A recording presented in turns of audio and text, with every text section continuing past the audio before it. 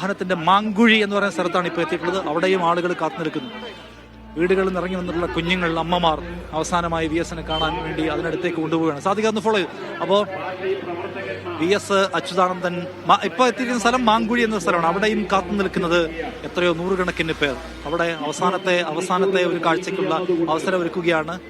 1, 2, 3 മിനിറ്റുകൾ മാത്രമാണ് ഒരു സ്ഥലത്ത് അനുവദിക്കുക. അതിൽ കൂടുതൽ സമയം അനുവദിക്കാൻ കഴിയാത്തതുള്ള ഷെഡ്യൂൾ ക്രൈസിസ് ഇവർക്കുണ്ട് എന്നാണ് നമ്മൾ കാണുന്നത്.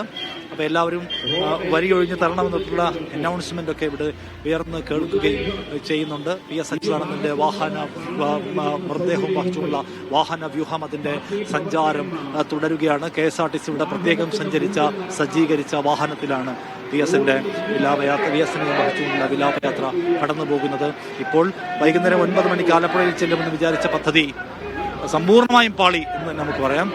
അതിന് പുലർച്ചെ എത്തുമെന്ന് വിചാരിക്കും. കാരണം ഒരു ജില്ല കടന്നിട്ടില്ല, ഒരു ജില്ലയുടെ പാതി കടന്നിട്ടില്ല എന്ന് വേണമെങ്കിൽ പറയാൻ കഴിയുന്ന സ്ഥിതിയാണ് ഇപ്പോൾ ഉള്ളത് എന്ന് കാണാം. VS അച്യുതാനന്ദന്റെ മൃതദേഹവും വഹിച്ചുകൊണ്ടുള്ള വിലാപയാത്ര എത്തിയിരിക്കുന്നത് മാങ്കുഴി എന്ന സ്ഥലത്താണ്. അവിടെ നിന്ന് അത് ശരി, നിഷാദ് സൂചിപ്പിച്ചതുപോലെ 2 മണിക്ക് ആരംഭിച്ച വിലാപയാത്രയാണ് ഏകദേശം 4.5 മണിക്കൂർ പിന്നിട്ട് 5-ാം മണിക്കൂറിലേക്ക് കടക്കുകയാണ്. ഈ 4.25 മണിക്കൂർ കൊണ്ടാകെ പിന്നിട്ടത് വെറും 8 കിലോമീറ്റർ മാത്രമാണ്. 8.5 കിലോമീറ്റർ മാത്രമാണ് ഇതുവരെ കടന്നത്. ശ്രീകാര്യം കഴിയുന്നതേ ഉള്ളൂ എന്നാണ് നമ്മൾ മനസ്സിലാക്കുന്നത്.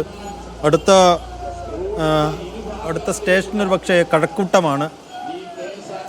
കഴക്കൂട്ടം എന്ന് വെച്ചാൽ തിരുവനന്തപുരം ജില്ല ഇതുവരെ പിന്നിട്ടിട്ടില്ല. നേരത്തെ നിഷാദ് സൂചിപ്പിച്ചതുപോലെ മുൻനിശ്ചയിച്ച പ്രകാരമേ അല്ല ഇപ്പോൾ ഈ വിലാപയാത്ര കടന്നു പോകുന്നത്. ഇന്ന് രാത്രി 9 മണിയോടുകൂടി ആലപ്പുഴ ചെല്ലണം എന്നുദ്ദേശിച്ചാണ് വിലാപയാത്ര തുടങ്ങിയത്. പക്ഷേ ആ സമയക്രമം താളം തെറ്റിയ അവസ്ഥയിലൂടെയാണ് ഇത് കടന്നു പോകുന്നത്. തിരുവനന്തപുരം മുതൽ ആലപ്പുഴ വരെയുള്ള ദേശീയപാതയാണ്.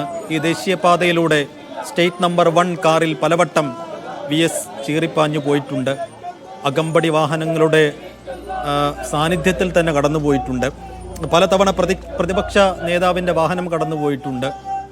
ഇത് പക്ഷേ അവസാനത്തെ യാത്രയാണ്. ഈ വഴിയിലൂടെ, ഈ പാതയിലൂടെ ഇനി ഒരിക്കൽ കൂടി VS വരില്ല എന്ന് ഈ വിലാപയാത്ര കടന്നു പോകുന്ന പ്രദേശങ്ങളിലൊക്കെയുള്ള മനുഷ്യർക്കറിയാം. അതുകൊണ്ട് അവരൊക്കെ വഴിയോരങ്ങളിൽ കാത്തുപാർത്ത് നിൽപ്പാണ്. അവസാനമായൊരു നോക്ക് കാണാൻ പ്രിയപ്പെട്ട ജനനായകനെ, പ്രിയപ്പെട്ട ജനനേതാവിനെ അവസാനമായൊരു നോക്കു കാണാൻ വഴിയോരങ്ങളിൽ എവിടെയെങ്കിലും ഒന്ന് നിന്നുകൊണ്ട് ആ ബസ്സിൻ്റെ ഉള്ളിലേക്ക് ഒന്ന് കണ്ണോടിക്കാൻ, അവസാനമായി ഒരു കണ്ണയച്ചെങ്കിലും ഒരു യാത്രയപ്പ് നൽകാൻ കാത്തുപാർത്ത് നിൽക്കുന്ന ജനസഞ്ചയത്തെ കാണാം.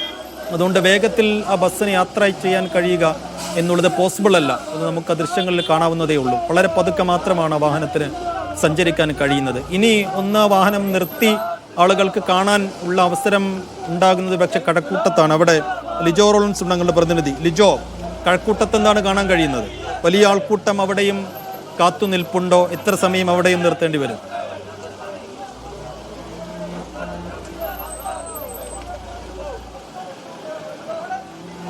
ഇതിനെ കഴക്കൂട്ടത്താണ് ഞാനിപ്പോൾ ഉള്ളത്. അതായത് ഈ കോർപ്പറേഷൻ്റെ പരിധി അവസാനിക്കുന്നത് ഈ കഴക്കൂട്ടം എന്ന് പറയുന്ന സ്ഥലത്താണ്. വലിയ ഒരു പാതയാണ്, ടെക്നോ പാർക്കൊക്കെ ഉള്ള ഒരു വലിയ നഗരമാണ്. നമുക്ക് ഇവിടെ കാണാം എത്രത്തോളം ആളുകളാണ് ഈ കഴക്കൂട്ടം ജംഗ്ഷനിൽ VS-നെ അവസാനമായി ഒരു നോക്ക് കാണുന്നതിന് വേണ്ടിയും അന്തിമോപചാരം അർപ്പിക്കുന്നതിന് വേണ്ടിയും കൂടിയിരിക്കുന്നത് എന്നുള്ളത്.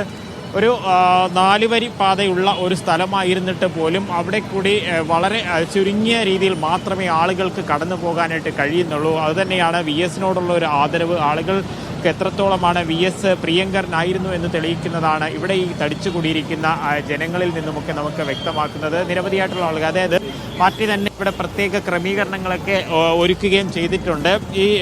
എങ്ങനെയാണ് VS-നെ അവസാനമായിട്ട് ഒരു യാത്ര ഇപ്പോൾ നൽകുകയാണ്? എങ്ങനെയാണ് അതിൻ്റെ ഒരു ക്രമീകരണമൊക്കെ ഒരുക്കിയിരിക്കുന്നത്? എങ്ങനെയാണ് VS-നെ കേരളത്തിൻ്റെ ചരിത്രത്തിൽ ഇന്ന് വരെ കണ്ടിട്ടില്ലാത്ത അത്രത്തോളം ജനങ്ങളാണ് ഓരോ സ്വീകരണ സ്ഥലങ്ങളിലും എത്തിച്ചേർന്നുകൊണ്ടിരിക്കുന്നത്. ജനങ്ങളെ നിയന്ത്രിക്കാനാവാത്ത വിധം അത്രത്തോളം ജനങ്ങളുടെ ഹൃദയത്തിലേക്ക് ഇറങ്ങി ചെന്നിട്ടുള്ള ഒരു ചരിത്ര പുരുഷനായി മാറിയിരിക്കുകയാണ് സഖാവ് VS അച്യുതാനന്ദൻ. രാഷ്ട്രീയത്തിന് അതീതമായി അദ്ദേഹം നിലകൊണ്ടിരുന്ന നിലപാടുകൾ, ആശയങ്ങൾ ഒരു വിട്ടുവീഴ്ചയും ഇല്ലാതെ നീതിയും ന്യായവും അഴിമതിക്കെതിരെയും പരിസ്ഥിതിക്ക് അനുകൂലമായി അതിനെതിരായിട്ട് നിൽക്കുന്ന ആളുകളെ ശക്തിയുക്തം എതിർത്തുകൊണ്ടുള്ള ഒരു പ്രവർത്തനമാണ് VS കാഴ്ചവെച്ചിരിക്കുന്നത്. ജനങ്ങളുടെ ഹൃദയങ്ങളിൽ നിറഞ്ഞു നിന്നുകൊണ്ട് രാഷ്ട്രീയത്തിന് അതീതമായി ജനങ്ങൾ ഓരോ സ്വീകരണ കേന്ദ്രത്തിലും ചേർന്നുകൊണ്ടിരിക്കുകയാണ്. ഓരോ പോയിന്റ് കഴിയുമ്പോഴും ആളുകൾ ഇങ്ങനെ ഇരട്ടിച്ചു കൊണ്ടിരിക്കുകയാണ്. തീർച്ചയായിട്ടും തിരക്ക് ഇപ്പം തന്നെ തിരുവനന്തപുരത്ത് നിന്ന് വിട്ടിട്ട് മണി ഇപ്പോഴ് 4 മണിക്കൂറായി, എന്നിട്ടും ഇവിടെ എത്താൻ കഴിഞ്ഞില്ല. അത്ര ആൾ ഇതിൻ്റെ വാഹനത്തിൻ്റെ കൂടെ നടന്നു വരികയാണ്. വാഹനത്തിൽ സാധാരണ ഒരു സ്പീഡുണ്ടല്ലോ, ആ സ്പീഡിന് പോലും പോകാൻ പറ്റാത്ത രീതിയിൽ ജനങ്ങൾ നടന്നു വരികയാണ്. അവിടെ നിന്ന് നടന്നു തന്നെ വരികയാണ്. അതുകൊണ്ടാണ് ഇത്രത്തോളം ഇവിടെ താമസിക്കാൻ കാരണം. അദ്ദേഹത്തിൻ്റെ അവസാനത്തെ യാത്ര തലസ്ഥാനത്തോട് വിട പറയുകയാണ്. അത് നമ്മളെല്ലാവരും കണ്ണീരോട് കൂടിയാണ് നമ്മളിവിടെ ഇരിക്കുന്നത്. 2 മണിക്ക് ഇവിടെ വന്നതാണ്, ഇപ്പം മണി 5:45. 60 വർഷക്കാലത്തോളം VSന്റെ ഒരു തട്ടകമായിരുന്നു തിരുവനന്തപുരം എന്ന് പറയുന്നത്. പക്ഷെ അവസാനം ചേതനേറ്റ ശരീരവുമായിട്ടാണ് മടങ്ങുന്നത്. പലർക്കും അതിൻ്റെ ഒരു വിഷമമാണ് പലരും പങ്കുവയ്ക്കുന്നത്. എല്ലാവർക്കും ഒരു അവസാനം ഉണ്ടാവുമല്ലോ. അപ്പോൾ അദ്ദേഹം 102 വയസ്സ് വരെ ജീവിച്ചിരുന്നത് ഒരു മഹാ അത്ഭുതമാണ്. നൂറ്റാണ്ടുകളുടെ ഒരു അത്ഭുതം എന്ന് തന്നെ പറയാം. പോരാളിയാണ് VS. വെറുതെ പറയല്ല, പറയുന്ന കാര്യങ്ങൾ ചെയ്യുകയും കയ്യേറ്റക്കാരെ ഒഴിപ്പിക്കുകയും സ്ത്രീകളെ ആക്രമിച്ചവരെയൊക്കെ ഉന്മൂലനം ചെയ്യുകയും അവർക്കെതിരെ ശക്തമായിട്ടുള്ള നിയമ നടപടി കൈക്കൊണ്ട് കേരളത്തിലെ പാവപ്പെട്ടവരുടെ പടത്തലവനായിട്ട് മാറിയ ഒരു മഹാനായ നേതാവ്. ജനമനസ്സുകളിൽ കണ്ണേ കരളെ ഞങ്ങളുടെ ചങ്കിലെ റോസാപ്പൂവ് എന്ന് പറഞ്ഞാൽ അർത്ഥവത്തായിട്ടുള്ള 100% പെർഫെക്റ്റ് ആയിട്ടുള്ള കാര്യമാണത്. ഇവർ പറയുന്ന കണക്ക്, അതായത് VSന് ഒരു പര്യായമുണ്ടെങ്കിൽ അതൊരു പോരാളി എന്നുള്ളൊരു പദം തന്നെയായിരിക്കും. കാര്യം ജീവിതത്തിൽ താൻ നേരിട്ട ഒരു ദുരിതങ്ങൾ, തൻ്റെ ചെറിയ പ്രായത്തിൽ തന്നെ മാതാപിതാക്കളെ നഷ്ടപ്പെടുന്നു, പിന്നെ ഒരു പോരാട്ടം പോലെ തൻ്റെ ജീവിതത്തെ മുന്നോട്ട് നയിച്ചുള്ള ഒരു യാത്രയായിരുന്നു. അതിനൊടുവിൽ അറിയാം ജയിൽവാസത്തിലൊക്കെ അനുഭവിച്ച ഒരു ക്രൂര പീഡനങ്ങൾ, അതിൽ നിന്നെല്ലാം തിരികെ എത്തുകയും ഒരു പോരാളിയെപ്പോലെ താൻ ആഗ്രഹിച്ചതെല്ലാം നേടിപ്പിടിച്ച് തൻ്റെ പാർട്ടിക്ക് വേണ്ടി വലിയ പോരാട്ടങ്ങൾ നയിക്കാനായിട്ട് VS അച്യുതാനന്ദന് കഴിയുകയുണ്ടായി. ആ ഒരു പോരാട്ടം തന്നെയാണ് VSന് ജനമനസ്സുകളിൽ വലിയ ഒരു ഇടം നേടിക്കൊടുക്കുകയും ചെയ്തിരിക്കുന്നത്. ഈ ഒരു ഇവിടെ കൂടിയിരിക്കുന്ന ജനക്കൂട്ടം കാണുമ്പോൾ നമുക്കത് തന്നെയാണ് വ്യക്തമാക്കുന്നത്.